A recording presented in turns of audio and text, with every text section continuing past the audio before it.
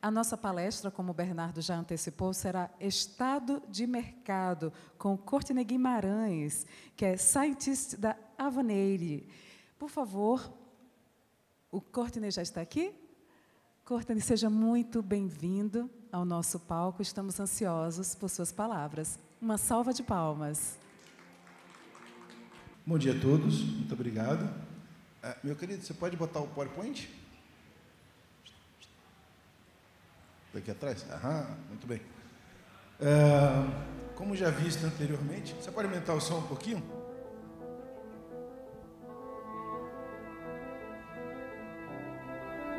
Para quem não sabe, Their spirits were sunken in eu low. sou fã do Metallica e essa Their música backs abre todos os weighed shows do more Metallica. than a ton. O nome da música chama-se There was Ecstasy of neither Gold. sign nor show E aí vocês vão entender porque ela toca nas minhas palestras daqui a pouquinho. Tem uns The shields were 8 shilling meses wall to que essa wall. música pulou do mercado The e ela é uma game was piada up. sobre o estado do mercado. Antes de mais nada, eu preciso fazer um disclaimer. Eu sou diretor da Accenture, nada do que é dito aqui representa nenhuma opinião formal da firma, nada representa um dado oficial de mercado, são muitas opiniões, e os dados ressaltados aqui são da Receita Federal. Isso posto, essa apresentação é do The Cognitive School Institute, é um instituto de pesquisa, um think tank, e a gente quer mudar o mundo e salvar um pouquinho o milênio, né? Deixa eu passar rápido por isso. O TCCI tem várias comunidades, a mais antiga delas chama Hard for Café. É uma comunidade de 390 grupos, todo mundo louco por cripto desde 2015, e é daí de onde vem uma boa parte das opiniões que a gente tem aqui, de uma fofocosfera gigante. As pessoas falam que eu sou especialista, aproveitando que está o Márcio Carnura aqui e a Maria Tereza Aran. Eu não sou especialista, eu só sou antigo no mercado, faço um monte de coisas, estou atuando em várias atividades e várias organizações diferentes, mas, na prática, eu só sou o velhinho que ficou aqui desde 2015, fazendo a mesma palestra e contando do que se trata no mercado. Só que do que a gente está falando? Se a gente olhar na raiz, né, o Bernardo estava falando da criptoeconomia, esse manifesto, etc., tem uma coisa um pouquinho mais interessante. Nós estamos vivendo numa época onde as coisas que a gente achava que eram impossíveis, feitas por pessoas normais, não existiriam, e elas existem. Então, para quem não sabe, isso aqui é Elon Musk 25 anos atrás. Esse rapazinho assim, com essa cara altamente intelectual, né, esse estereótipo de nerd, falou para o pai dele: eu vou montar um banco mundial. Depois do Banco Mundial, eu vou pegar o dinheiro do Banco Mundial e vou montar a melhor empresa de automóveis do mundo. Depois eu vou pegar o dinheiro da melhor empresa de automóveis do mundo e vou montar a NASA melhor que a NASA. Depois eu vou juntar tudo, né, e vou mandar tudo isso para o espaço, literalmente. Então, só para a gente entender o nível de mudanças drásticas, a NASA foi construída ao longo de 28 anos. A SpaceX foi construída em menos de 8 anos. E fez coisas que a NASA, em quase 60 anos, não conseguiu fazer. E isso era do impossível, e isso o cara fala assim: eu vou fazer o meu carro, vou fazer o meu foguete, vou pegar o meu foguete para mandar o meu carro para Marte, que futuramente será o meu planeta. Em menos de 30 anos da história humana, uma única pessoa coordenou todas essas atividades. O que a gente está vivendo em criptoeconomia é a mesma coisa, só que é um pouquinho mais complexo. Por quê? Porque a gente tem uma profusão de tecnologias. E aí eu também uso muito esse slide para dizer que todo mundo que fala tecnologia blockchain não existe. Existem várias coisas muito parecidas que se chamam de tecnologias blockchains, mas nós, brasileiros, que fazemos piada com isso há muito tempo, entendemos que, apesar de ter tomada, não tem um padrão mundial ainda de tomada. Isto posto, a gente tem um trilema que é sempre dito, inclusive o Bacen repete isso, entre segurança, descentralização e escalabilidade. Não está resolvido. E a gente tem uma série de coisas que a gente chama de mercado, mas que, na prática, são submercados. Do lado de cá, a gente tem o que a gente chama de criptoassets. Bitcoin, Ethereum, shitcoins, NFT, etc. Do outro lado, a gente tem um mercado formal, que também está entrando em ritmo de criptoeconomia. E por que nós estamos aqui hoje, todos empolgados no feriado?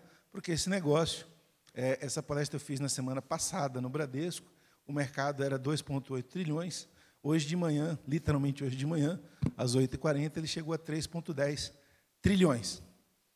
É pequeno? Para quem trabalha no mercado tradicional, é um mercado de nicho. Dá para ignorar? Não mais. E aí, por que não dá mais para ignorar isso? Porque a gente tem volumes muito significativos todo dia, 365 dias por ano, nos últimos 10 anos. E dentro desse mercado, a gente tem as piadinhas, né, do October, que tudo sobe, e tem dois dados interessantes. Um desses dados é que a Coinbase, a maior corretora americana, fez uma promoção essa semana dizendo, olha, eu vou dar $5 em Bitcoin. Ninguém prestou atenção. Uma das maiores corretoras aqui do Brasil, que é a Foxbit, há vários anos atrás, ela fez a mesma coisa. Ela deu um cartãozinho, usando a CoinWise, que foi o Kiko que montou lá em 2014, e falou, estou dando 0,1 Bitcoins. Na época, era uma promoçãozinha de 100 mil, 200 mil, alguma coisa. Essa promoção da Foxbit a valores reais, hoje, custaria R$1 bilhão. Eles doaram ao mercado R$1 bilhão. Quem tem um cartãozinho desse aqui, quer dizer assim, poxa, eu tenho 0,1 Bitcoin. 0,1 Bitcoin a valores de agora, que era 93, 94 mil, são 9,4 mil dólares. Isso, eu tenho um cartão desse de 2017.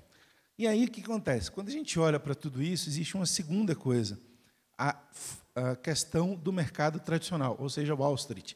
Todo mundo que está lá embaixo, o BTG, Santander, etc., começou a entrar nisso aqui muito tempo atrás, em janeiro. Nós não acabamos o ano e o mercado já mudou, em menos de um ano. E aí, há poucos instantes atrás, a gente descobriu que um Bitcoin vale, no Brasil, R$543 mil. 0,1 Bitcoin vale 54 mil reais. Aquele cartãozinho valeria hoje, valor presente, 54 mil reais. Sabe o quanto era quando a gente pegou os primeiros em 2017? R$50. De 50 para 54 mil, essa é a evolução de um mercado só de cripto. Aí voltamos à história do Bull Run. O que a gente vê? A gente vê novamente, e era uma piada que a gente estava conversando ontem, o ano de 2017. Você está quieto, falando qualquer coisa, o cara do Uber fala de criptoeconomia, eu cheguei aqui, é que eu não estou vendo ele daqui por causa da luz, mas tem um rapaz lá no bar, moço, bom dia, o senhor que vai fazer a palestra? Vou. O senhor que vai explicar esse negócio? Eu falei, não vou ensinar você a investir em Bitcoin. O rapaz está ali atrás. Isso é um sinal inequívoco que o mercado voltou a prestar atenção nisso de novo. Por quê? Porque um dos ativos explodiu, mas não é só um dos ativos. E a gente vai entender um pouquinho depois. Acumulativamente falando, esse rapaz fez esse relatório, e o índice dele está aqui embaixo, depois vocês pegam, ele falou, bom, quanto de valor se gerou com o Bitcoin acumulativamente só esse ano? E ele foi mostrando que a rede gera FIIs e ela gera Bitcoins. Ou seja, ela imprime, ou minera, ou cria ativos de valor intangível. E, recentemente, a gente viu isso em outras moedas. Isso não é um post político, desculpem. O Elon Musk, que a gente sabe que é um aficionado por criptoativos, e o Donald Trump, que se elegeu por uma plataforma de apoio a criptoativos, inventaram um Department of Government Efficiency, que é o nome de uma moeda. A moedinha lá, que é o Doge, deu uma supervalorizada no dia que eles anunciaram esse departamento no mercado americano. E isso quer dizer o seguinte, que a gente entrou numa era de dinheiro psicológico, um dinheiro que está no mercado, que tem um mercado global e que não obedece a regras tradicionais de mercado, mas obedece a regras de mercado. Se eu acho que vale, vale. E isto aqui nos faz a seguinte pergunta, de que mercado nós estamos falando, afinal de contas? O mercado, e aí eu peguei esses dados ontem, cadê a dona Solange? Viu, dona Solange? Dados cumpridos. Oficiais da Receita Federal, e aí a gente tem uma segunda vírgula, que eu não posso falar isso muito publicamente, mas a gente tem um termo no mercado chamado mercado invisível, que é o termo que os advogados nos aprovam. Isto aqui é um mercado visível. E o mercado visível, é que eu estou sem apontador aqui, deixa eu ver. Está aqui. Ó. O mercado visível de agosto e outubro, ele fez isso aqui, ó, puf, ele deu um pulo. Esse pulo em volume de transações significa a empolgação do mercado com esses ativos. Mas, em 2024, a gente já rodou 360 milhões. Quando a gente olha para o que aconteceu aqui, a gente tem um pico de interesse de CPFs, ou seja, pessoas físicas, mais ou menos aqui no meio do ano, que é a questão dos ETFs, a questão das aprovações lá de fora, onde as pessoas falam, poxa, eu vou investir. O que é isso? O que é esse movimento descontrolado de 2 milhões de pessoas para quase 10 milhões de pessoas? Para quem não sabe, o mercado financeiro brasileiro tem 12 milhões de poupadores. Se 10 milhões de pessoas estão investindo em criptoativo, alguma coisa aconteceu de significativa aí. E a outra coisa que eu também achei interessante é que quando a gente pega os dados de CNPJ, esse dado encolheu drasticamente. Tem 290 mil teorias sobre esse dado, não vou cobrar sobre nenhuma delas aqui, mas é interessante a gente ver. Eu peguei esse relatório ontem, ele é do dia 11 de novembro da Receita, né?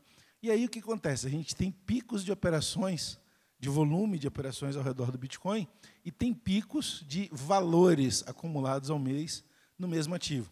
O que é importante? Em 2023, a gente tinha 1 bilhão de reais acumulados, 1,1. Em 2024, a gente já teve 5 bilhões de reais de volume de transações em Bitcoin. Isto aqui é o que faz a Receita Federal estar nesse evento, o Banco Central e todo mundo. Por quê? Porque os bancos não querem ficar de fora disso.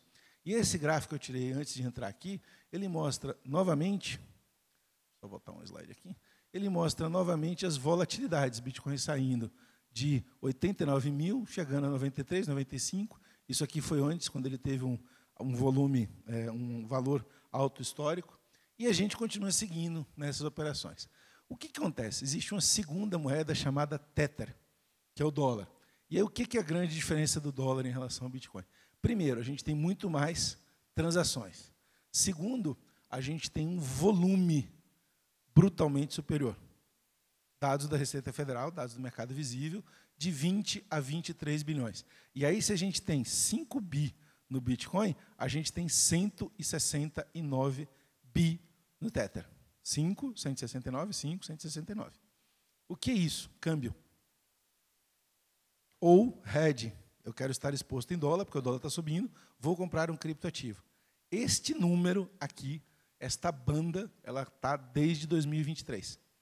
Ou seja, o nosso mercado entrou num nível de maturidade, e comparando as duas coisas, esta curva aqui, de um ativo baseado em dólar, é muito mais constante do que um ativo tradicional da criptoeconomia. O que nos traz a seguinte reflexão, olhando, claro, só o mercado visível. Se o volume de transações nesses ativos continua alto, mas a constância e a previsibilidade, principalmente essa previsibilidade aqui, ó, de um ativo que é tradicional, mas numa nova forma, se mantém constante, o mercado mudou para o que a gente chama de tokenização. Não é só a questão de explorar os ativos inovadores, de alta vol, baixa vol, o que seja, mas de usar a tecnologia como sustentáculo para um ativo que, ao mesmo tempo, é tradicional e, ao mesmo tempo, é inovador. E o Tether ele continua dominando essa categoria de títulos ao ponto dele incomodar o Fed americano, porque o lastro do Tether é, teoricamente, títulos do governo americano. Teoricamente, porque eu não sou auditor deles, né? E, mais impressionante ainda, a gente sempre compara o Tether com volumes de pagamento. Quem são os grandes volumes de pagamento? Redecard e Mastercard. E a gente olha esse relatório da Visa. A Visa teve a preocupação de deixar público um relatório de monitoração desse mercado. E aí, em 2022, esse é o último dado oficial que a gente tem, quando a gente comparava Tether, a gente via que o Tether rodava 18 bi, tri, a Visa 14 e a Mastercard 7. Eu não tenho esses dados atualizados do Tether, mas no Data Courtney, a gente chuta que em 2023 são 38 trilhões de dólares, e em 2024 esse número chega a 70 trilhões de dólares. Isso já não é mais uma estimativa de volume de varejo. Isso tem toda uma estimativa de mercado institucional entre empresas e entre fintechs mundo afora. É por isso que a turma está lá embaixo, no outro painel, falando de como é que eu regulo 70 trilhões de dólares ano, né? E isso tem a ver com os ecossistemas, né? Essa foto é minha, né? É por isso que eu gosto do Macallan, é perto da sede da Macallan, na Escócia. A gente imagina que o ecossistema seja aquela coisa bucólica, arrumada, regulada, e etc. E não é. O ecossistema, nesse momento, ele tem vários players diferentes, alguns competidores entre si e vários players que fazem todas essas funções no mercado. E nenhum deles ainda está padronizado como a historinha lá da tomada de 3 pinos que a gente estava falando antes. Então, quem olha de fora, ou quem nunca viu nada de criptoeconomia, vê um troço desse e fala, não estou entendendo nada. Nós que somos do mercado, se você olhar direitinho nessa foto, você vê vários personagens atuais e antigos que fizeram parte e fazem parte do ecossistema. Falta só a foto aqui, viu, Kiko? E quando a gente olha do mercado tradicional, nós que somos engenheiros de sistemas, a gente adora caixinha. Então, a gente botou tudo numa caixinha bonitinha, do lado de cá a gente botou um integrador, e do lado de cá a gente botou sistemas legados. Isso tudo só traduz uma única coisa: o estado atual do mercado é isso aqui. Ó. Nós fizemos uma infraestrutura que não está padronizada, mas é global e funciona, e agora nós estamos começando a chegar nas discussões de como fazer rupturas no modelo de negócio. Vamos eliminar intermediários? Não vamos. Os intermediários serão commodity ou não? Não sei. Vai ter um super intermediário global? Todo intermediário de mercado de capitais vai virar uma Big Tech? Qualquer Big Tech pode virar um intermediário de mercado de capitais? Esse é o desenho que vai se desvelar nos próximos 3 anos. Por quê? Porque esse desenho depende de regulamentação. Depende de que a gente saiba qual é a regra do jogo. E, neste momento, né, essa é uma declaração de anteontem, do Antônio Domaso, ele reflete o mesmo sentimento que eu tenho. Ele fala assim, gente, eu não sei nem quantas exchanges de criptomoedas existem no país. E no país é uma coisa que só acontece em criptoeconomia. Uma exchange que exista no país quer dizer que tem um CPF tradando nessa exchange, mesmo que ela não tenha base nem CNPJ aqui. E isso nos leva a uma traivada de coisa que aconteceu nas últimas 2 semanas, onde apareceram 5 consultas públicas, atuais e antigas, que vão mudar drasticamente o mercado. As 2 primeiras do Banco Central, né, uma que trata sobre o modelo de operação dos players e outra que trata sobre o modelo de autorização dos players, e aí eu não vou entrar em detalhes nisso. Uma mais antiga, né, que é essa que está aqui, que tratou, já está encerrada e está em discussão, que é a questão dos investidores estrangeiros no Brasil, aqueles 190 trilhões de dólares do Tetra, e, para a gente dizer que está tudo tranquilo, a CVM abriu uma outra consulta pública para simplificar a parte do mercado, e reza a lenda que ela vai abrir uma outra consulta em breve para falar sobre a questão de mercado secundário de tokenização. E, obviamente, né, a Receita Federal, extremamente interessada nesse volume crescente, falou, deixa eu revisar a maneira como eu cobro vocês e como eu controlo aquilo que eu cobro com vocês.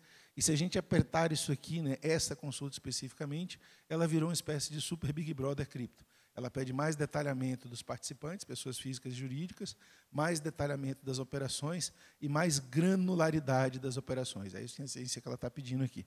Se essa normativa entrar em vigor em janeiro, a partir do ano que vem, a gente vai ter números do mercado visível muito mais detalhados. Né?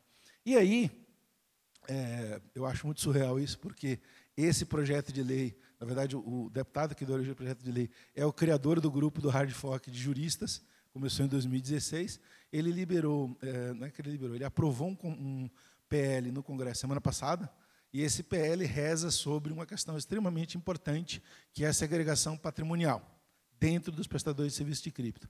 Mas ele também fez um outro PL sobre esses stablecoins. O que isso quer dizer? Que se nós tivermos uma lei, a lei permite que o Banco Central, ou a CVM, ou alguém mais, legisle sobre isso. Então, a gente tira, talvez, os 2 últimos entraves que haviam para que a gente normatize o nosso mercado. Eu vou passar rápido sobre isso aqui.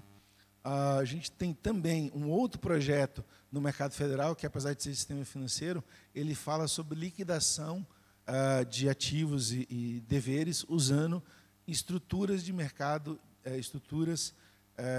financeiro. O que seria isso? Você poder fazer a liquidação em alguma coisa que não sejam as câmaras de liquidação do Bacen e do arranjo de pagamentos. Esse PL também está oculto em algum canto, mas ele é super importante. E, finalmente, né, o BIS acabou de publicar ontem um novo estudo falando sobre estruturas de mercado descentralizada efetivamente, quando o código passa a ser uma instituição, tipo as empresas de empréstimo, as DEX e por aí vai. Isso tudo quer dizer que nós estamos montando, né, esse monstrengo Frankenstein, pelo menos no Brasil, da nossa regulação, entre lei, infralegal do Bacen, infralegal da CVM, infralegais outras, e o mais importante, mercado autorregulado. A Bicripto já tem um manifesto dela de autorregulamentação, a Ambima está fazendo dela, e isso quer dizer o seguinte, onde nós estamos? Como dizem lá os mineiros. Nós estamos numa situação drástica, porque tudo isso que nós estamos falando, a gente esquece que depende de competitividade, inovação e competitividade digital. E nós estamos piorando nesse quesito. Isso aqui é o ranking de competitividade digital, que acabou de sair essa semana, estamos em 57º lugar, caindo. Quando a gente olha o detalhe disso aqui, a gente entende que dentro dessa performance toda, a gente olha saber, a gente olha a preparação para o futuro, a gente olha a tecnologia. O Brasil está mal nas 3 coisas. E isso é uma situação estruturalmente cada vez mais degringolante. A gente está caindo em tecnologia, a gente está mais ou menos melhorando um pouquinho o conhecimento, ou seja, papers publicados, pesquisas científicas, eventos como esse, eventos educativos, e, em geral, se a gente fala assim, cara, eu estou preparado para o futuro, a gente está menos preparado. Isso quer dizer que a gente tem uma baixa competitividade digital, e se a gente está falando de uma economia tokenizada, de uma criptoeconomia, esse talvez seja o fator mais crítico de sucesso. Vou passar isso aqui rapidamente. E daí? O que nós estamos fazendo aqui? Nós, nos últimos 4 anos, estamos vivendo o mundo mais surreal de todos, que é o mundo de ter um patrocinador como o presidente do regulador. Há 4 anos, mais ou menos, o Roberto Campos, ou Netinho, como eu chamo, fala de economia tokenizada. Isso aqui foi no Blockchain Rio, e ele fala, literalmente, que o Banco Central é o grande impulsionador dessa história. E, dentro disso, a gente saiu de uma situação lá, em 2017, onde todo mundo tinha ativos não regulamentarizados e empresas não regulamentarizadas, e estamos evoluindo para ter ativos esquisitos ou exóticos dentro de um ambiente regulamentarizado. A gente não pode dizer mais hoje que a criptoeconomia brasileira ela é um ativo de economia marginal. Ela está nos grandes bancos, né, o principal banco do país, que é o Itaú, opera isso há quase 2 anos, tem uma sucessão de fintechs, né, acho que eu não lembro o número, acho que a Renata falou de 60 players só na Bcrypto, mas a gente deve ter por baixo uns 800, 900 players aqui no Brasil. Só o fato dos principais bancos, Santander, Itaú, BTG, e Banco Votorantim e Bradesco, estarem interessados no ativo, significa que a gente tem uma atuação já formal e não mais informal. E a gente está entrando no grande tchan dos últimos 2 anos, que é o Drex. Se vocês perguntarem para todo mundo aqui dentro que é o Drex, cada um tem uma resposta diferente. Mas ninguém nega que o Drex está mais famoso, mais badalado e mais hypado do que o Bitcoin no mercado nos últimos 2 anos. Por que isso? Porque para a gente ter a economia global tokenizada, que passa por regulamentação e confiança institucional, a gente precisa que as instituições federais estejam todas juntas e que a gente tenha moedas nacionais interagindo dentro desse ambiente. Então, olhando aqui o primeiro ponto, o que acontece? Se a gente pegar lá da Chainlink, a gente está vendo que a gente está mais ou menos aqui na questão bancária.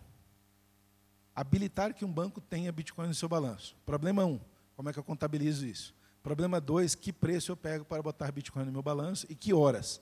Porque o Bitcoin é 24/7, a contabilidade em algum momento do dia fecha.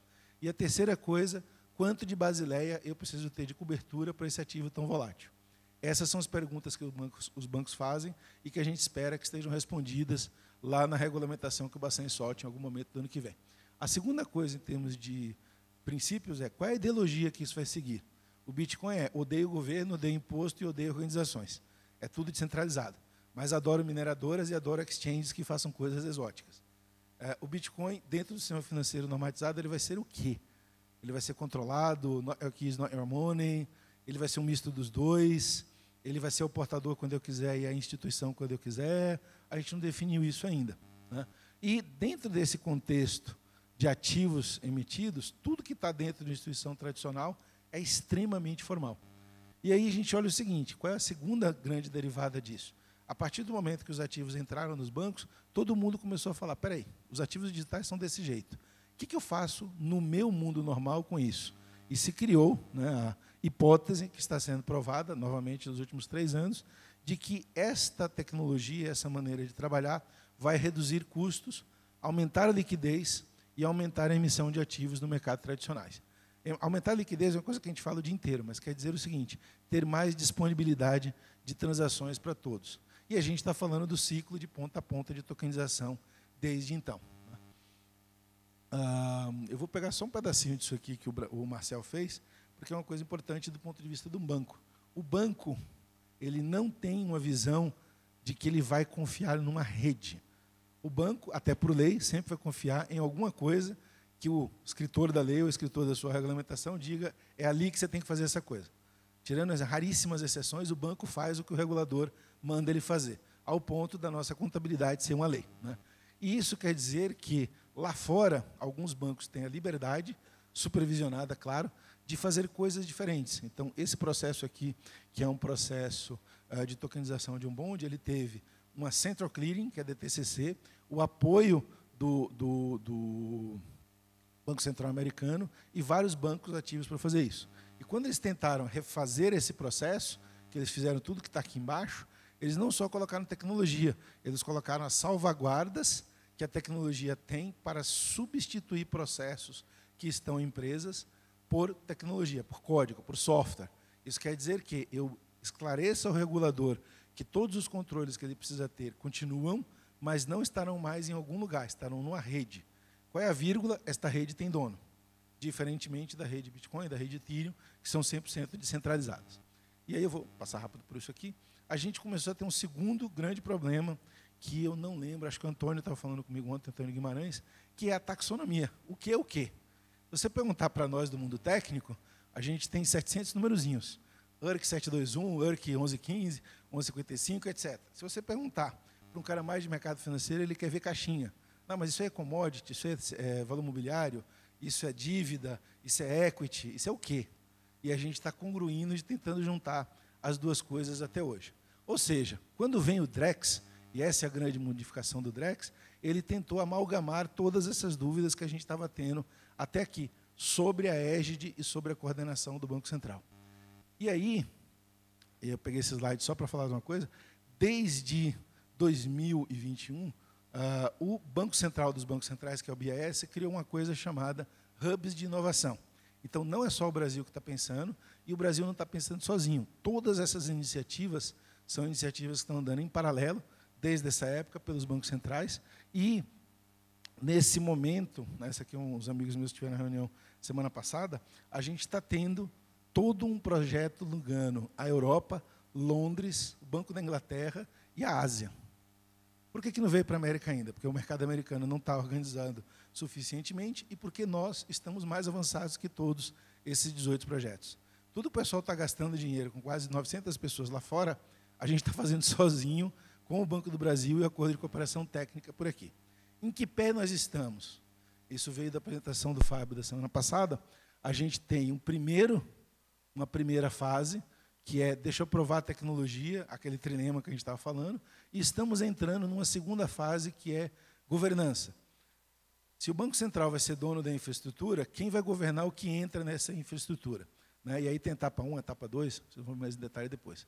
E o que aconteceu é, aquele piloto que acabaria em 2023 e 2024, ele se estendeu até agora 2024 e vai até o final de 2025.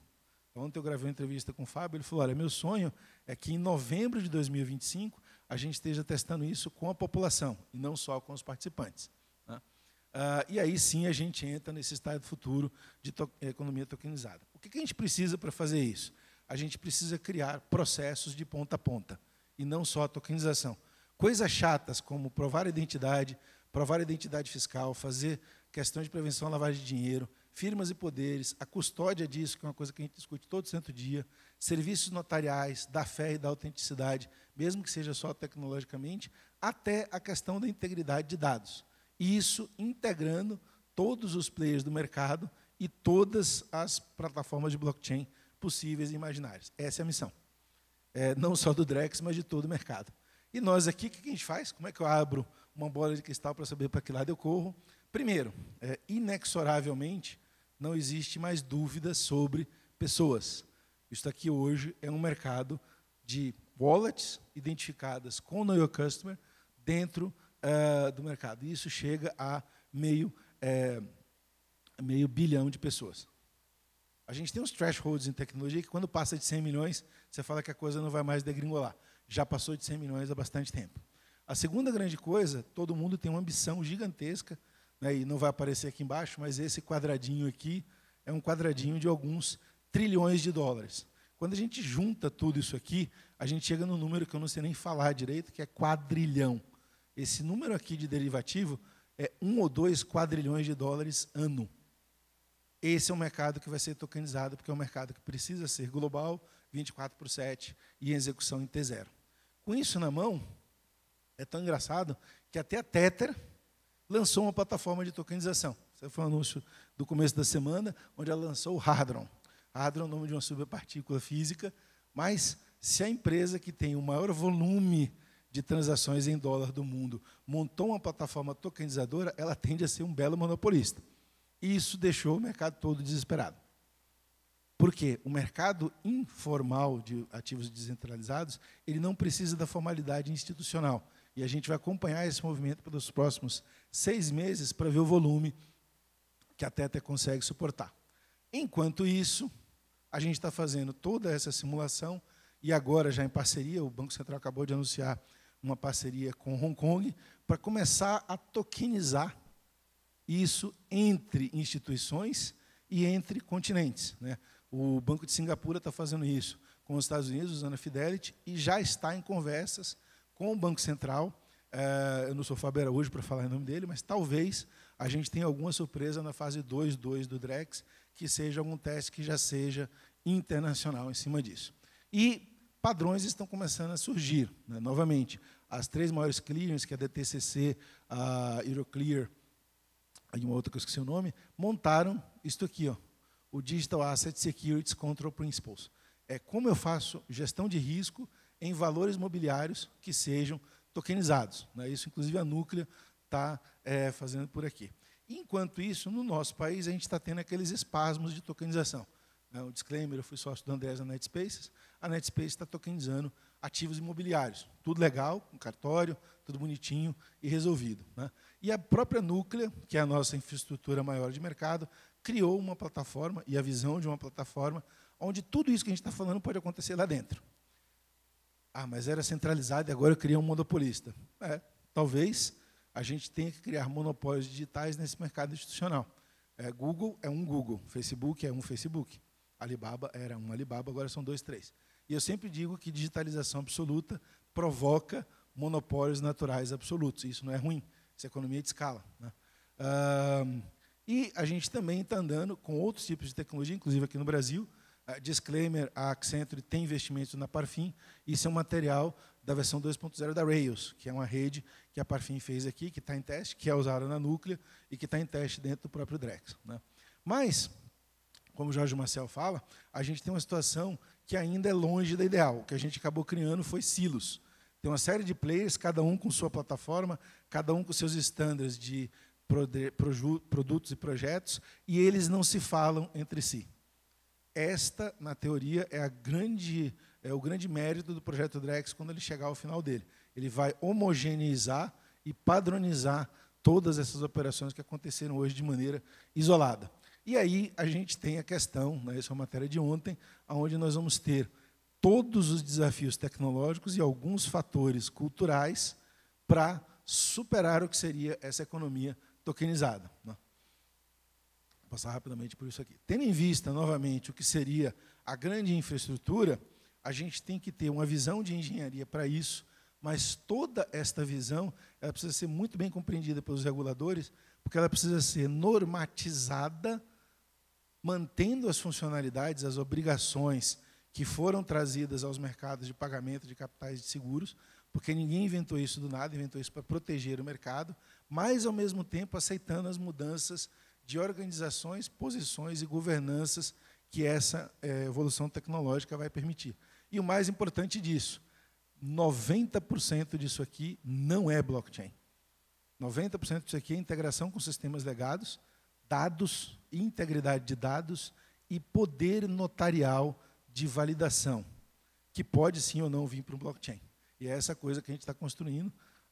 E em pé nós estamos mais ou menos. Nós estamos nessa mudança aqui, desde 2018, que é como é que a gente faz padrões que sejam aceitos por todos. A gente começou a fazer isso em 2018, teve uma evolução muito grande em 2023, teve uma evolução maior ainda em 2024, principalmente por causa de redes como Chainlink, Fireblocks e a própria Parfin, e a gente está chegando ao final dessa maratona. Mas tem mais uma coisinha importante que ninguém está observando, e essa está fora do radar de todo mundo. E como diria o Steve Jobs, just one more little but very impactful thing, e essa é a frase completa dele, esta coisa que está fora do radar pode, de uma hora para outra, mudar todo o game. Nós temos as Big Techs. O Facebook é um país hoje de 3,4 bilhão de pessoas. CBDCs começaram porque, em 2019, o Facebook falou, vou fazer a minha moeda. E Não vou falar de tokens com AI, não vou falar de AI, não precisamos mais falar de AI, né? Do bull, todo mundo que estava em AI voltou para cripto, mas existe uma coisa chamada convecção. Isso é um fator da web de 2001. Né? Como eu falei, eu sou um pouquinho rodado. Em 2001, a gente tinha web livre. Todo mundo tinha um blog, todo mundo tinha as .coms, etc. Nós começamos, em 2001, a convergir para uma coisa que milhões de anos depois a gente chamou de redes sociais. Ou super aplicativos de informação, que é o caso do Google, ou super plataformas, que é o cara da Amazon, Alibaba e etc. A Apple é um banco. Com 5,2 bilhões de fanáticos. Meu computador é Apple, meu iPhone é Apple, meus tablets são Apple, meu relógio é Apple, e acabou. Eu não gosto da Apple. Do outro lado tem outra religião chamada Android. Tão popular quanto, com quase mais ou menos as mesmas coisas. E se a Apple montar um token e montar um Drex? Qual a mudança desse game? Se a Apple chegar e falar assim, estou dando um wallet que resolve tudo isso. Você encosta no celular, está aqui. Você bota no anelzinho, está aqui. Você bota no seu Mac, está aqui. Tem um AI, eu já tenho um agent para fazer tudo isso para você. E, by the way, não tem identidade nenhuma, só seu nome. O que isso muda no mercado e o que isso desloca no mercado? Não sabemos. Mas essa talvez é a grande mudança que a gente tem aqui hoje. Eu estourei o tempo, não vou parar para fazer perguntas a respeito aos próximos, mas eu vou ficar por aqui o dia inteiro. Quem quiser, a gente conversa no corredor. Obrigado, gente.